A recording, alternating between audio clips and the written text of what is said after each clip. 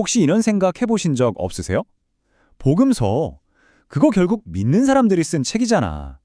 예수님이 진짜로 기적을 행했다는 걸 믿음 말고 어떤 객관적인 역사적 단서 같은 걸로 확인할 수는 없을까? 오늘 우리가 파헤쳐볼 이야기가 바로 이겁니다. 신앙이나 신학의 렌즈는 잠시 내려놓고 오직 역사가의 눈으로 차가운 증거만을 가지고 한번 따라가 보겠습니다. 사실 많은 분들이 바로 이 지점에서 의문을 품기 시작하죠. 예수님의 그 놀라운 기적 이야기들이 혹시 그가 세상을 떠나고 한참 뒤에 초기 교회가 그를 더 위대하게 보이게 하려고 만들어낸 신화는 아닐까? 이건 굉장히 합리적인 의심입니다. 그리고 오늘 우리는 이 의심의 한가운데로 직접 걸어 들어가 보려고 합니다. 자, 여기서 아주 중요한 점 하나를 먼저 짚고 넘어가야겠습니다. 저희가 오늘 하려는 건요, 기적이 과학적으로 가능해? 불가능해? 이런 논쟁이 절대 아닙니다. 그건 과학의 영역이죠. 대신 저희는 역사학자의 질문을 던질 겁니다. 바로 이거죠.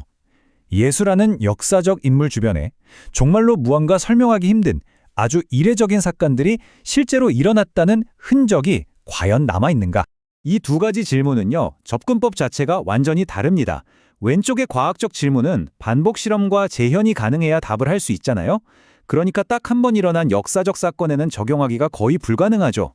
하지만 오른쪽의 역사적 질문은 다릅니다. 역사학은 고대 문헌이나 유물, 여러 사람들의 증언 같은 조각들을 모아서 과거에 무슨 일이 있었다고 사람들이 믿고 기록했는가를 추적하는 학문이거든요. 오늘 우리는 바로 이 오른쪽에 있는 질문에만 집중할 겁니다. 자, 이제 본격적으로 단서를 찾아 떠나보죠. 역사 분석에서 가장 강력하고 신뢰도 높은 증거가 뭔지 아세요? 바로 적대적 증언입니다. 내 편이 아니라 나를 싫어하고 반대하는 쪽에서조차 어쩔 수 없이 인정한 사실 말이에요. 정말 흥미롭게도 예수님의 기적에 대한 가장 강력한 초기 단서 중 일부는 바로 성경 안에 기록된 예수님의 적들에게서 나옵니다. 시작하기 전에 역사학이라는 학문의 경계를 명확히 해둘 필요가 있어요. 역사학자는 이것은 하나님의 초자연적인 개입이었다라고 선언할 수 없습니다. 그건 증명의 영역이 아니라 신앙의 영역이니까요. 대신 역사학자가 할 수 있는 건 이런 겁니다. 당시 사람들이 무엇을 굳게 믿었는지, 그리고 반대자들은 그 믿음에 어떻게 반응했는지, 이 두 가지를 교차 분석해서 정황상 이런 사건이 있었을 가능성이 매우 높다라고 결론 내리는 거죠. 이게 바로 현대 역사계에서 거의 이견이 없는 일종의 컨센서스, 즉 보편적인 결론입니다. 신앙이 있든 없든 역사적 인물, 예수를 연구하는 학자들은 대부분 동의해요. 예수가 단순히 좋은 말씀을 하신 선생님 정도로만 알려진 게 아니라 동시대 사람들에게 병을 고치고 귀신을 내쫓는 것 같은 뭔가 초상적인 능력을 가진 인물로 아주 널리 인식되었다는 점 말입니다. 지금부터 그 근거를 하나씩 파헤쳐 보겠습니다.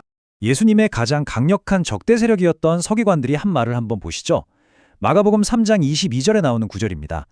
그들이 예수를 향해 이렇게 비난합니다. 그가 바알세불에 사로잡혔다. 또 그가 귀신의 왕을 힘입어 귀신을 쫓아낸다. 여기서 진짜 재밌는 게 뭔지 아세요? 그들의 비난 방식입니다. 그들은 저 사람이 귀신 쫓아냈다는 거 다 쇼야, 거짓말이야 라거나 아무 일도 없었는데 그냥 있는 척하는 거야 라고 말하지 않는다는 점입니다. 바로 이 부분이 오늘 이야기의 핵심입니다. 그들의 비난을 잘 뜯어보면 이런 논리예요. 그래, 귀신이 쫓겨나고 병이 낫는 저 현상, 저 파워 자체는 인정한다. 하지만 그 힘의 출처가 하나님이 아니라 악마들의 왕 바알세불에게서 온 거다. 이거죠. 즉, 그들은 예수에게서 나타나는 강력한 현상 자체는 도저히 부정할 수가 없었던 겁니다. 그래서 그 현상을 인정하되 그 의미와 출처를 자신들의 프레임으로 바꿔서 공격하는 전략을 쓴 거죠. 다른 사례도 한번 볼까요? 요한복음에 보면 예수님이 죽은 지 나흘이나 된 나사로를 살리는 엄청난 사건이 벌어집니다. 이 소식을 들은 당시 종교 지도자들이 모여서 긴급대책 회의를 열어요. 근데 그들의 대화가 나사로가 살아난 건 사기극이야.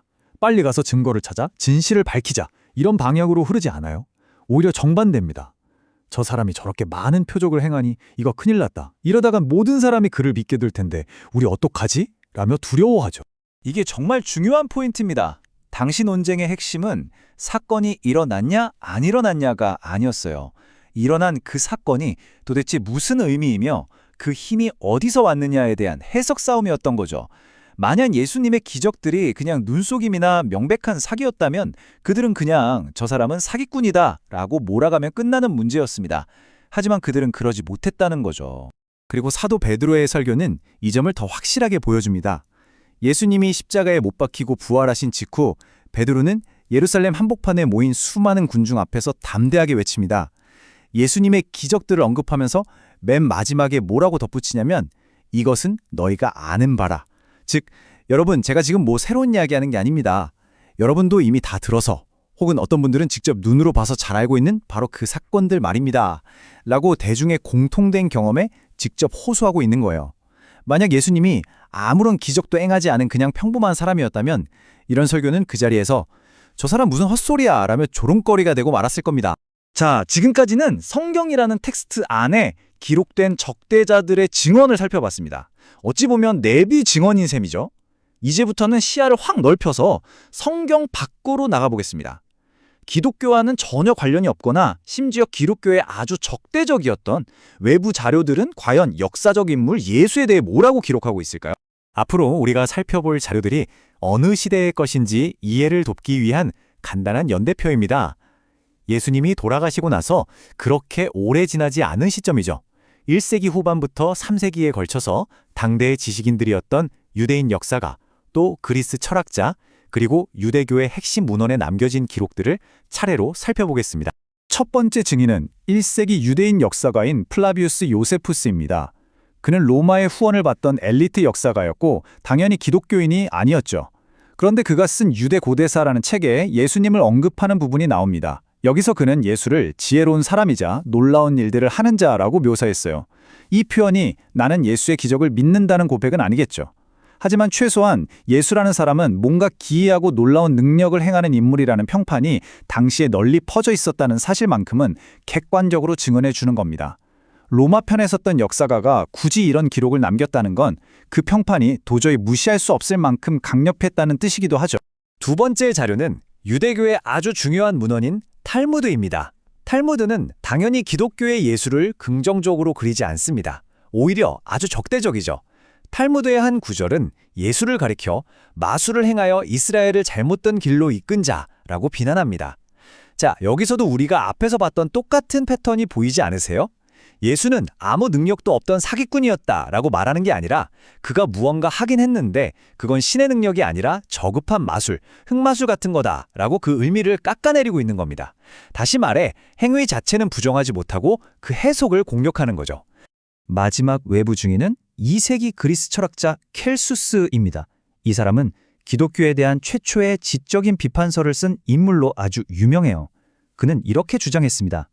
예수가 젊은 시절 이집트에 가서 비밀스러운 마술을 배워왔다.